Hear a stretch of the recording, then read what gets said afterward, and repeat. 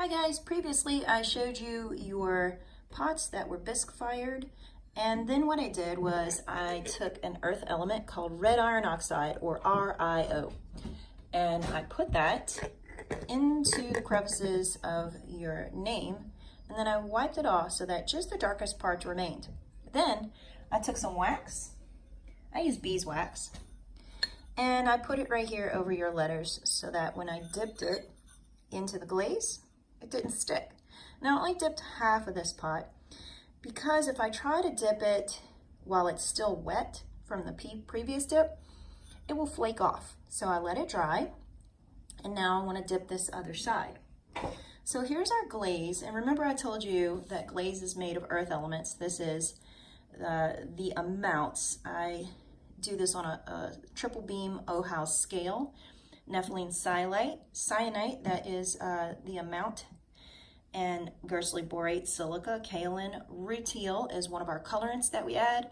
Red iron oxide, again, is this right here. And cobalt carbonate, that's what's going to give us our blue.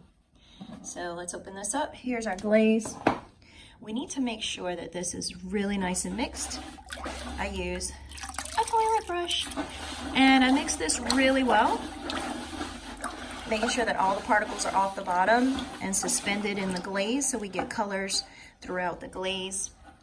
I'm gonna go ahead and dip it for 3 seconds. 1 Mississippi, 2 Mississippi, 3 Mississippi. I'm gonna lift it up, give it a little shake. Now you can see that I also waxed the bottom of the pot, so most of the glaze is running off. All I need to do is give it a little sponging. I'm going to check it really well to make sure none of this glaze stays behind, because it will turn into glass and stick to the bottom of the kiln. So let's go over to the kiln room now.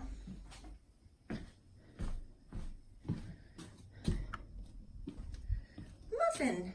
Hi, baby girl. And look, Tink and Pink, brother and sister. Okay, so here is the Scott KM1027, my fave. And I am going to go ahead and put this in here.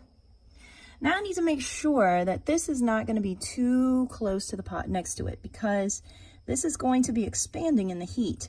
And if they're too close, they're going to touch. Also need to make sure it's far enough away from the kiln wall that it won't expand. I put a wash on these shelves so that if it does melt on the shelf, it won't stick permanently. Let's come over here. I'm going to show you my firing schedule. All right, so I previously hit cone fire, and now it's saying preheat. Do I want to preheat? Of course I do, because these things are wet and we don't want them to explode. So I'm going to go ahead and say I want a 3-hour preheat. If I press 3, that means 3 minutes. But if I press 0, that's 30 minutes. There's 3 hours. I'm going to hit enter. Cone. What cone am I wanting to go to? Well, 04 was my bisque cone. I have a mid-range clay, so I'm going to go to cone 6, which is 2,232 degrees. Enter. Speed. What speed do I want to go? I am thinking I could go fast, I could go medium, or slow. Let's just go ahead and fast, because this is a glaze firing, and it's okay to go fast in a glaze firing usually. All right, and enter. Hold. Do I want to hold it any when it reaches the top temperature? Yes. I like to hold it for 10 to 15 minutes. I'll go ahead and say 15. Enter.